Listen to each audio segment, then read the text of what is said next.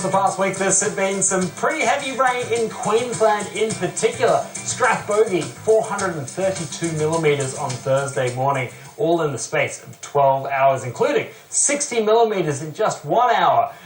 Quite a few other places up through northern Queensland are seeing some pretty heavy falls as well at the moment, and we've had decent rain across the Northern Territory in terms of thunderstorm activity, and quite a few thunderstorms through New South Wales, and those regions are pretty much the only regions expecting further rain again this week. So much of the south and west of the country will be remaining dry. You can see some of the rain here. Pretty heavy falls moving from Queensland up into the Northern Territory over the next few days. The thunderstorms will clear out of New South Wales that we're seeing over the next couple of days, so from the weekend onwards, generally dry conditions there. And you can see once we move into the start of next week, the country is pretty dry as the heavy rain looks to move off and away from the coast. We'll still see a few showers and thunderstorms across the Northern Territory and Queensland, but not as major as it will be over the next few days. So let's take a look in detail day by day. So across Friday, that's the big day for New South Wales. We've got quite a few big thunderstorms on the cards, particularly for the central and southern ranges of New South Wales. The south coast won't see some of those storms making it all the way to the coast, but anywhere from the Illawarra and further north, it should just be the odd shower or two making it to the coast, with the major thunderstorms remaining inland, with heavy rain, damaging winds and large hail all possible. Up in the far north, we're seeing some heavy falls continuing through Queensland. The focus looks to be in and around that region from about Townsville to Tully. That's where we should see the heaviest falls. Some places will see over 100 millimetres in that area, and the heavy thunderstorms will continue spreading further inland. Not too much in the way of thunderstorm activity on Sunday through the southeast as the rain moves over the NT top end. Darwin looks pretty wet on Sunday, heavy falls there, but as you can see, the south and 3/4 of the country are bone dry over the weekend with barely anything in it. So by the time we get to Tuesday, it's starting to calm down a little bit further in Queensland with just a few showers and storms around in a few spots. So nothing all that major as we move through the start of next week. Let's take a look at what we're expecting wrapping it up for the next 8 days. You can see heavy falls right across the tropics. That darker shading there is indicating above 100 millimetres in parts of the NT top end, and also for that stretch from Townsville to Tully. But generally speaking, the heaviest rain from ex-tropical cyclone Penny is now behind us as we've seen that system make landfall.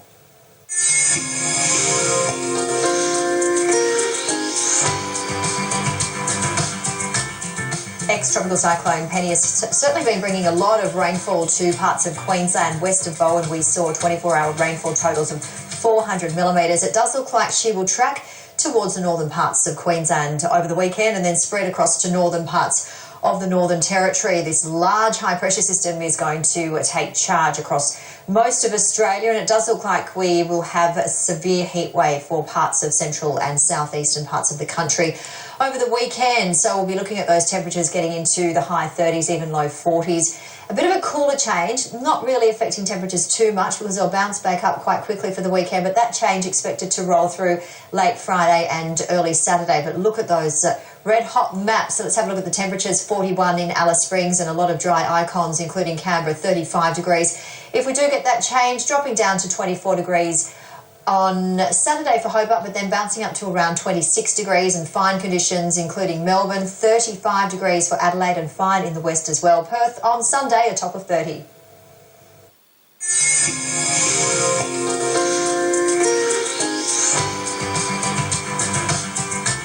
The Australian landscape is coming off the back of its third hottest year on record, and rainfall was below average as well. So that's why the country is pretty dry at this point in time, indicated by the fact that we've got all of that brown across the country and a lot of areas shaded in yellow as well. Therefore, with all of the heat moving through over the next little while, we're going to see elevated fire danger, and that includes across Friday in particular. You can see over the past week, the rain has primarily been through the north and the east of the country, but the heat is focusing through the south. Let's have a look.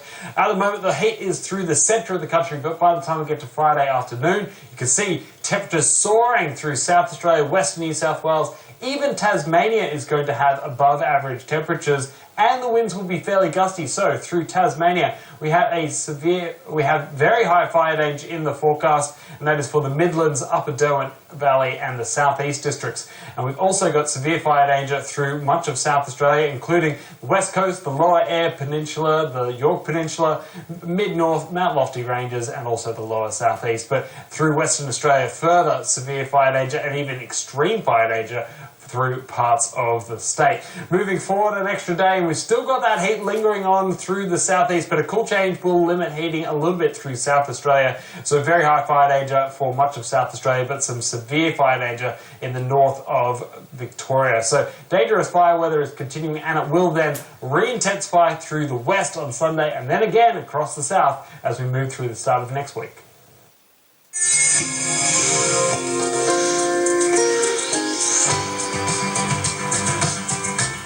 Wild winter weather has been gripping parts of the United States over the last week, and as a result, an avalanche developed in Utah.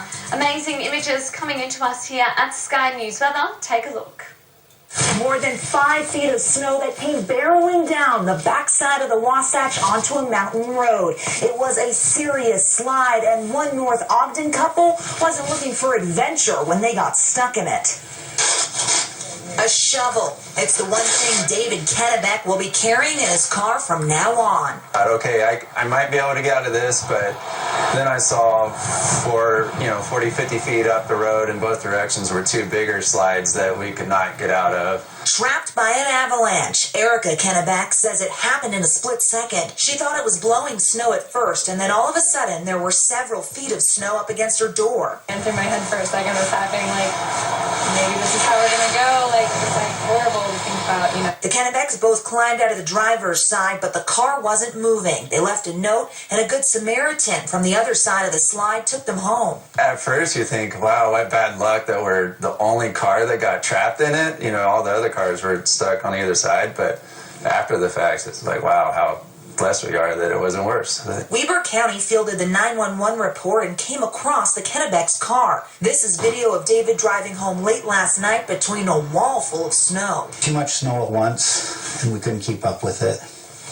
And it slid, just what happens on these mountain roads. The county says this road is heavily traveled. They see avalanches often, but drivers on mountain roads need to know what they're up against. Pool, red-eye pool, post-storm pool, stay away from that pool. Faulty chlorinator, pump regurgitator. Why do I listen to my neighbour? There's something in the skimmer. Round. It's round, like the full moon, like the ponds, like the penny in the pond. It's rounds. And this afternoon, today's the 10th of January 2019. And this afternoon, Poison, the band Poison, they confirmed that Riley's destination is Perth in Western Australia. And Riley's supermoon is coming on Monday, 21st of January 2019. There is the prophecy confirmed today by Poison and their song, Every Rose Has Its Thorn. Every thorny bush has its pretty flower. Water that could ruin your locks. Yep, with over 25 years experience, we've seen it all. And with fully certified technicians in-store or poolside, we have the right advice and service for yours. So talk to Australia's pool experts today. Poolworks, for healthy pool people.